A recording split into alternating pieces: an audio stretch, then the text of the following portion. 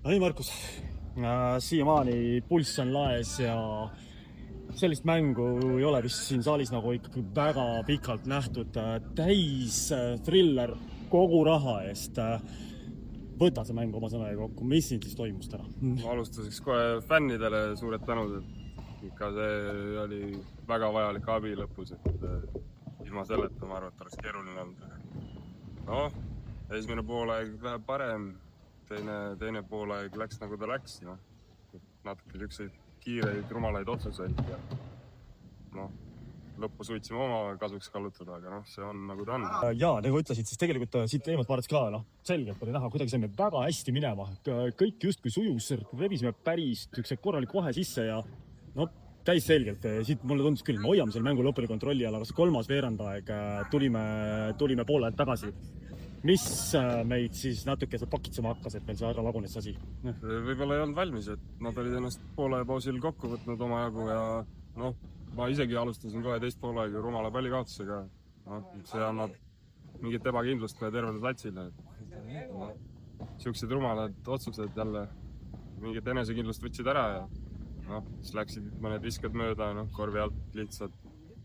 Nii seal ikka, Nii jäib. Nii ta läheb kahjuks. Tegelikult ju lõppkokkuvõttes ei ole see lõppkokkuvõttes vahet. Võit on võit, et nagu öeldakse, parem kole võit kui ilus kaotus, eks ole. Muidugi. Ma arvan, et mõnes mõttes meil oli vajalik siuke raske lõpuga mäng. Järgmisteks mängudeks mingi kogemus on all siuke pingelise lõpuga. Et just nimelt, et ega kergemaks ei lähe, siit järjest hakkavad tulema nüüd Herilased ja Kadrina, eks ole, ja Paide veel otsa. Jaa, täpselt, just nimelt, nii et siin mürgeldamist tuleb nüüd veel kõvasti, et korraks vahepeal lähme küll ka kodust välja. Kuidas sul endal siin Raplas olukord tunne on, et oled nüüd mõnda aega saanud siin natukene atra seada? Väga positiivne, väga meeldiv on. Kogu organisatsioon on ka võtnud omaks, julgeks öelda. Väga kodune tunne on siin iga päev trenni tulla. Ma muidugi olen pooltemeestega olen koos kuskil siin ja seal mänginud. Nii palju oli kergem. Et põhimõtteliselt võime Raplas korterit otsima hakata küll varsti, jah? Vaatame seda asja. Suur tänu sulle, Markus.